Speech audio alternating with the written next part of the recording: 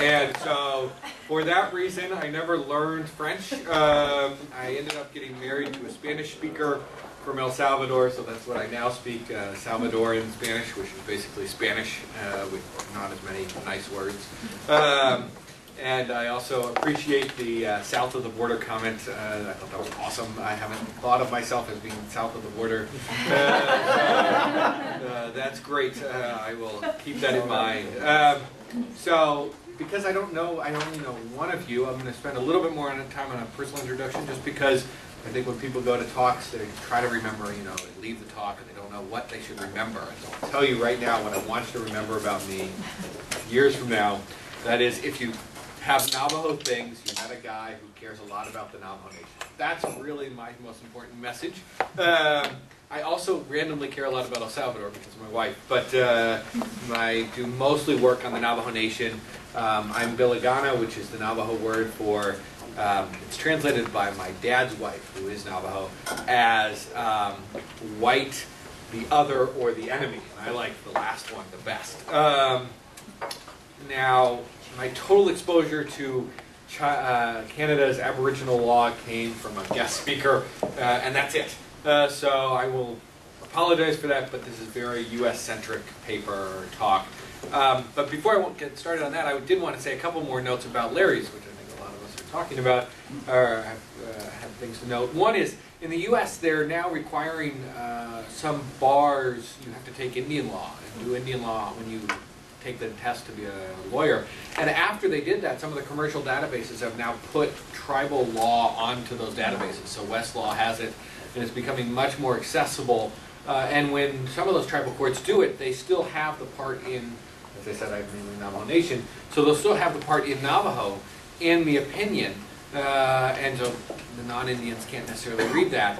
But it's there, it's much more accessible now because of that. And tribal courts are also getting better at having their own tribal court website so that there'll be PDFs or other sort of searchable databases for.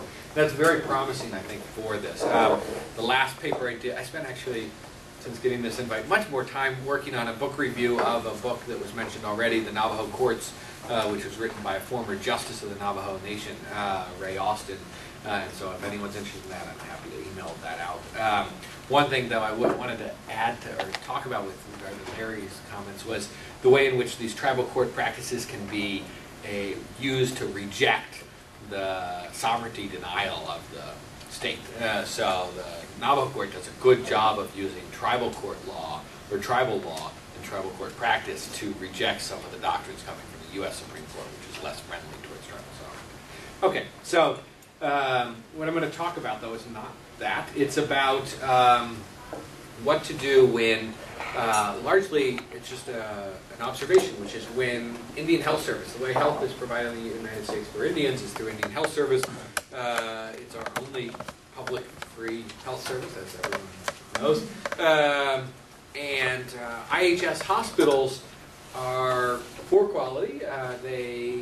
Typically, the spending by the government on IHS service per tribal member is lower than the subsidy that those of us paying insurance receive from the government as well. But that being said, it's free health care, which non-Indians do not have. IHS, though, is a federal government agency, and so since the Indian Self-Determination Act, there's been a move to have tribes take over some of these IHS hospitals and other services. And so, largely, I got interested in this sort of topic because I noticed the split between what happened with regard to housing and what was happening with regard to health.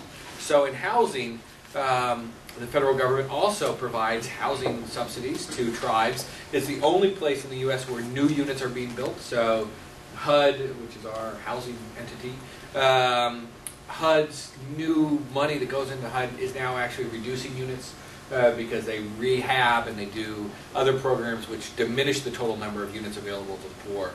The only place where new units are being built for the poor is on reservations, and the number of units is increasing, and that's through the NAHASDA funds. Sadly, Obama